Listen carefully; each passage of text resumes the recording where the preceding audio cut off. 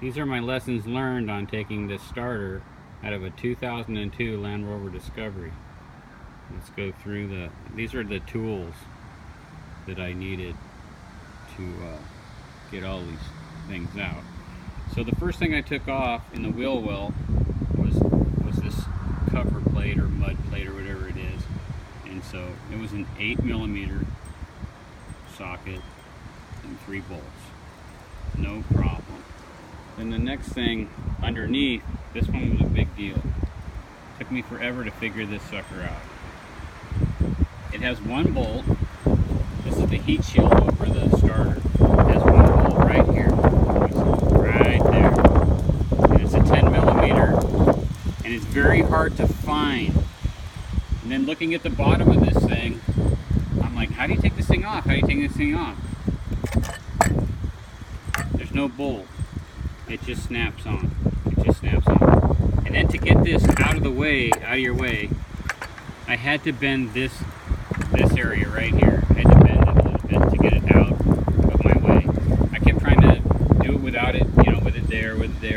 Couldn't do it.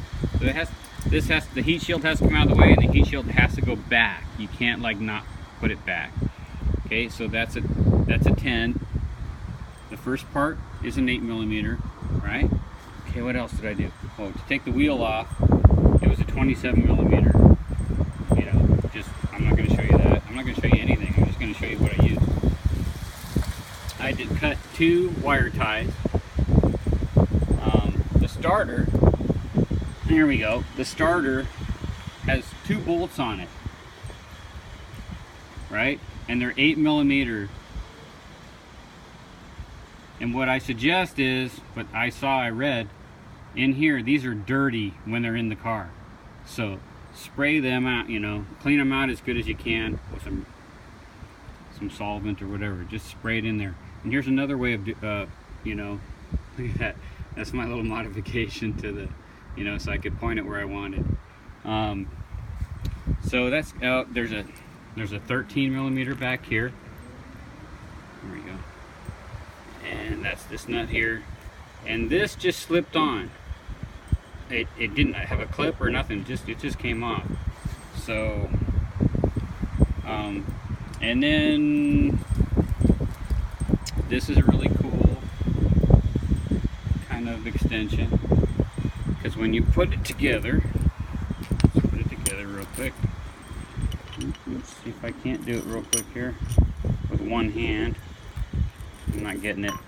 Okay. There we go. This end will allow this to swivel a little bit because it's really hard to get in there. So you're going to need to have one of these, or, you know, that. I didn't use it, but I had it. And then for the bottom, you need to get the it out past the front axle, so you can get some good leverage on that sucker.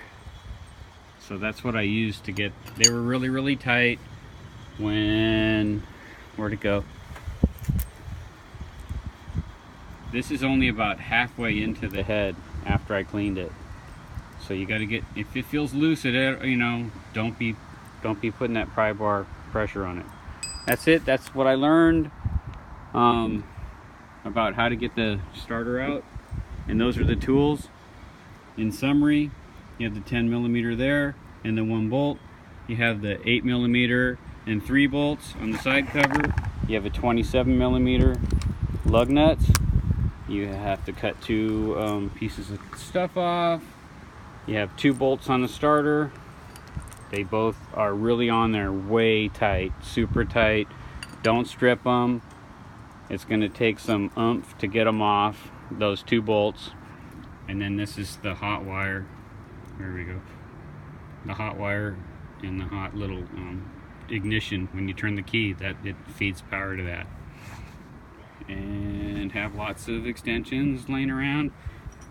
And again, that's my favorite.